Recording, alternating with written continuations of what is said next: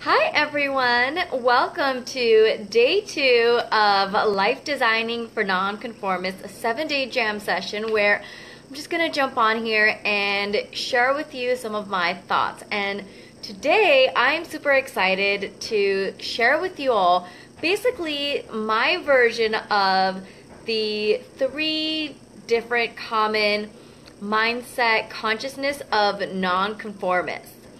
And this is just sort of my take based on my experiences of my clients and other nonconformists that I've seen, and I really love the way it kind of pieces things together. So I'm super excited to share with you guys what that is. So the first thing is, it's a term that I refer to as the Muggle Syndrome, right? And so think of it like the imposter syndrome, which is basically where lies feel like truths to you. The imposter syndrome is basically when you have this sense of inadequacy, when you're not good enough, and they're just disempowering beliefs that aren't true, that feel real and feel true. The Muggle Syndrome is the nonconformist version of that. And this is something that really resonates with me because as a nonconformist, we're not muggles, people who live day-to-day lives. If you're not familiar with that term, they're more the mainstream society, someone who thrives and does well in like a 9-to-5 job is more part of the everyday normal of the societal functionings of things. And there's nothing wrong with that. Like our society has survived as a species for as long as it has by having these systems in place, right? And so it's really important. But nonconformists came into this world as a way to disrupt that system and to create new possibilities and to activate other nonconformists and remind us that, we can create whatever it is that we desire. And it's really about just showing up, and what a better way to do that than to challenge the existing system, right? And so that is something that a lot of nonconformists do in a Muggle world. And so sometimes, it can get a little bit confusing, and a lot of times what I've seen is that a nonconformist will start to adopt these Muggle beliefs, this Muggle lifestyle, and it's basically the Muggle Syndrome, where you start like thinking, oh, this is what I want to do. I want to have a 9-to-5 job. I want to have a traditional relationship. I want to buy a house, or, whatever your beliefs may be. It seems like something that is practical, so you want to adopt it when really it doesn't actually resonate with you because it's not who you are, but you don't realize that it feels like it belongs to you because you basically have the Muggle Syndrome. This is something that I know I've personally dealt with, where I would think, oh, I want to have a 9-to-5 job because that's the source of security, and for me it's important to feel safe. But the thing is that, my process wasn't to do that through a 9-to-5 job. So I've had crazy things happen, like I've had elevators break down on me, key cards not work, and I got fired and rehired at the end of the day for being tardy, and all these crazy things. And a lot of times when these pushbacks show up, nonconformists think, well, what's wrong with me? Why am I having these issues? And it's like, it's not. And it's so easy to think, oh, because I'm the problem, I'm this. And so it's basically the Muggle Syndrome. It's like, well, why can't I have all the things that these other people have that I want, when really you don't want it, and you think you want it because you want the benefits and the promises that and the attachments that you make out of it, but that's not your process. That's not necessarily the outcome you desire, and and if it is an outcome that you desire, you're meant to achieve that through a different route. So I absolutely loved kind of identifying this as the Muggle Syndrome because it's an amazing way to save yourself so much time and identify, why something isn't working. A lot of times there might be like this esoteric intuitive nudging, but you can't really quite identify in a concrete way why something isn't for you. And there are a lot of things that, you may necessarily not want to do that is ultimately rewarding, and once you do it, you absolutely love it, right? So there, with situations like that, you might just think, well, I'm kind of having some pushback against it, but maybe I'm supposed to do it. And, it's really about understanding the mindset and the psychology behind what works for you, what doesn't work for you, what belongs to you, what doesn't belong to you, what's masquerading as your own when it really isn't. And so just identifying like, hey, is this a Muggle Syndrome? Is an accelerated way of getting the clarity that you desire. It saves you so much time and energy. I absolutely love it. So that's one thing that I definitely recommend every nonconformist to add to their dictionary, the Muggle Syndrome. And the other two things that I want to talk about is the intuitive insights and the nonconformist genius. So the intuitive insight is basically, sorry about that, my laundry just, my dryer just finished. So the intuitive insights is basically, think of it like the goddess or the god energy in you. The wisdom that's connected to the universe that we have access to at all times. Basically the psychic downloads and the insights, the wisdom that comes through you. This is what's like, I mean, this is something that everyone has, just as humans, as people, you know. I think even animals have them. Plant sources, you know, we're all connected to something greater. Anything that's alive and breathing and thriving has this connection. And it's just something that is really intensified specifically for nonconformists, because as nonconformists, we're really open. And the thing is, you know, there's a lot of things that make sense, like, you know, in the mind, that doesn't necessarily transfer in a spiritual nonconformist mindset. There are things that might soulfully, strategically make sense, but it's not transferable or equatable to the cerebral, pragmatic thought process. And during those times, it's easy to kind of brush it off as like, well, maybe that's actually not such a good idea. Maybe that's why other people aren't doing it. And, you know, there are these like thoughts that come up. And this is why it's so absolutely important and vital to have that intuitive strength, that resilience, and that trust in yourself, because you need to be that anchor. You need to be that clarity, and you need to be committed to the things that matter to you, right? And in order to do that, really just being open to the intuitive insights, which I find really helps when your crown chakra is really open, because this is how the universe communicates with you, is a tremendous way to do that. And when you have these intuitive insights, that's actually what turns into your nonconformist genius. And so it's like this amazing kind of like circle of life for a nonconformist, a process, you know, first clarifying, okay, well, is this the Muggle Syndrome? Does this pertain to me or not? If it doesn't pertain to you, then you release the things that don't serve you so that you can bring in the things that do serve you. You know, it's kind of like when you're decluttering and you clear stuff to allow new energy in, you know, that's what the Muggle Syndrome assessment analysis is. So you do that, and then you bring in the intuitive insight. You know, you get connected to the universal wisdom, the goddess inside of you that has all of this brilliant information. And it's so important to be open to it and to have that resilience and trust, because a lot of times they show up in a really impractical sort of a way. Like, it doesn't, because it's not transferable in your mindset, but that's okay. Like, you know, it's not meant to, because as a nonconformist, you're not doing what everyone else is doing. You're meant to do things in a wildly different way. So it's going to show up in a way that's, it's not going to seem like it makes sense based on, you know, your usual definition of things that make sense. So just be accepting, be open, really keep that practice and that discipline going, because it's by being open and having those intuitive insights and really allowing them to marinate in your energy, in your space. That's how it emerges as your nonconformist genius. Now, that is sort of, I relate that to the ego, so to speak, right? Like, it's your identity, it's who you are, and, well, you know, like who you attach yourself to be. You know, ego isn't truly who you are, but, you know, your identity. And basically what I mean by that is, you know, we all have gifts from the universe, right? But when it filters in through our own senses, our own experiences, our own perception, we make it our own. And that's what the nonconformist genius is. You know, we are all connected to the universe's wisdom, and the universe's wisdom can give everyone, muggles, nonconformists, everyone, some mind-blowing, soul-shifting insights. But the truth is, you know, how you perceive that information is going to be unique to who you are, and that's your nonconformist genius. You know, one nonconformist is going to perceive it and turn it into something else, and I'm going to turn it into something entirely different. You know, there's a lot of nonconformists, but I've never heard anyone talk about, you know, the Muggle Syndrome, or, you know, using intuitive insight and nonconformist genius in the way that I'm doing it, because it's the way that it expresses through me.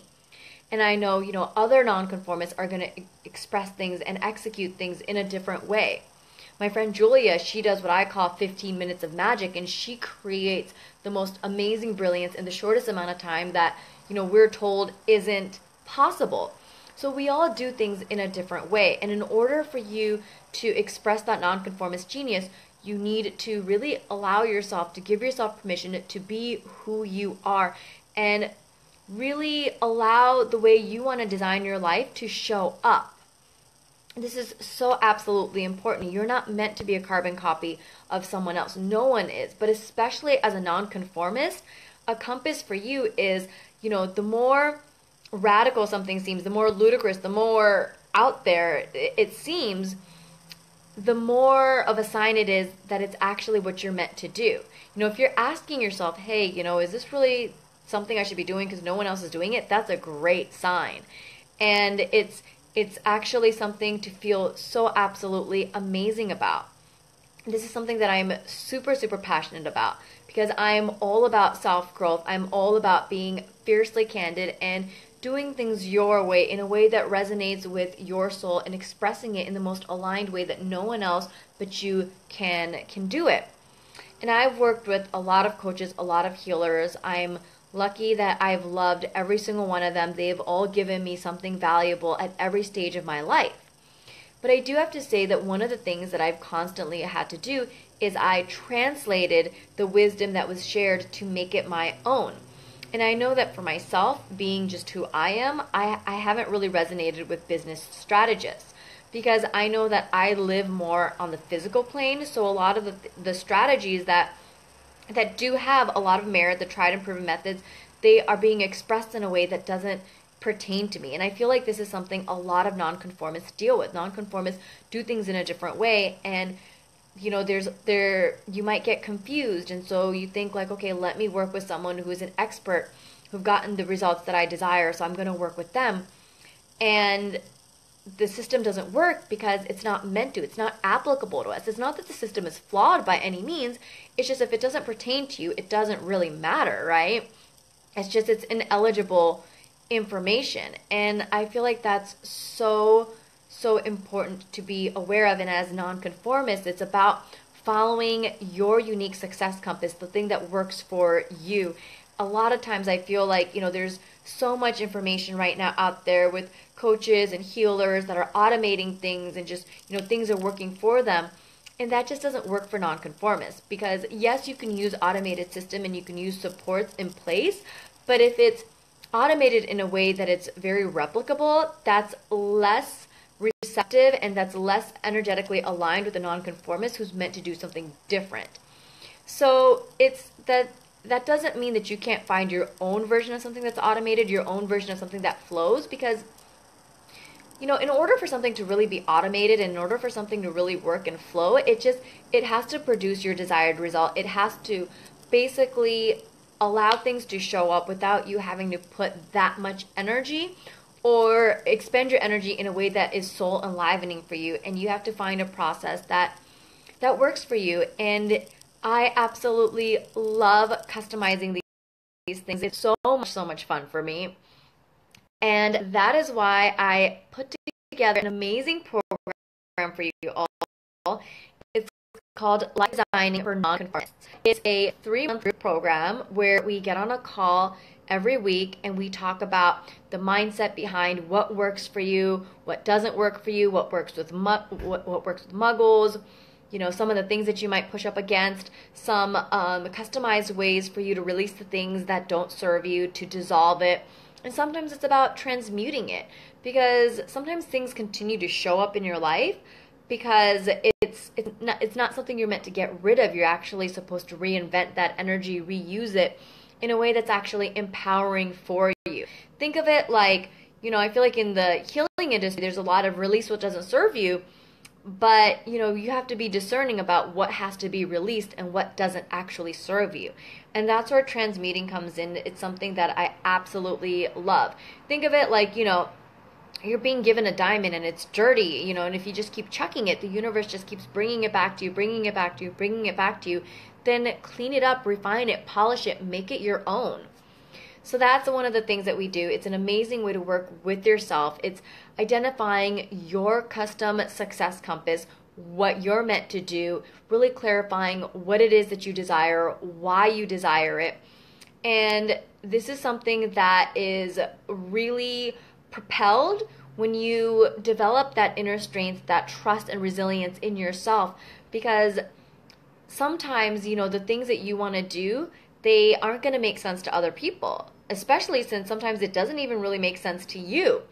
And you just have to trust that right now, when it's like this big blob of a mess, that it's going to show up. And there's a way to do that. And I feel like sometimes, on the one hand, we get so attached to over-identifying things because we feel like it's going to be soothing somehow. But if you can get that sort of trust without having the answers right away, you'll actually accelerate the clarity. And sometimes being in that abstract space is so important. That's actually something that nonconformists are notorious for, is that you're known to be an abstract thinker. You're known to think creatively and innovatively, and the more specific and exact you get, the less you allow that creativity to breathe. So it's really about learning to love the process. It's about having mindset shifts. It's like re-identifying things like, procrastination as a creative bubble. It's really about seeing things in a different way, because a lot of times it's truths being twisted into lies, and it's just all tangled up. And it's about smoothing all of that out specifically for you in a group setting, where we're going to dive into what works specifically for you, which is likely to be contrasting for someone else. And that's actually one of the reasons why I really love a group program specifically for this. I've had a number of group programs, but in the event of a collective group of nonconformists, you're actually going to identify and understand yourself and strengthen who you are and what makes you different by really appreciating the differences in other people. And it's there's something about that collective power that just creates this potency that you can't get on a one-on-one session, that I am super excited to bring to the table. And so for this amazing session, for the 3-month group program where we meet up weekly, it is going to be $3,000. Oh wait, I'm sorry, that's for the one-on-one program. It's actually going to be a one payment of $1,500 or 3 payments of $500. If you want to go for the VIP upgrade, where you get an additional 12 60-minute one-on-one coaching session with me, that's going to be either a one payment of $3,000 or 3 payments of $1,000. And so we can dive in a little bit more deeply, specifically tailored to what you want on an individual basis. And I also have early bonus specials for you all. If you sign up by March 16th, whether it's the group program or the VIP upgraded program, which already does come with the group program, you just get, some extra fun stuff with it.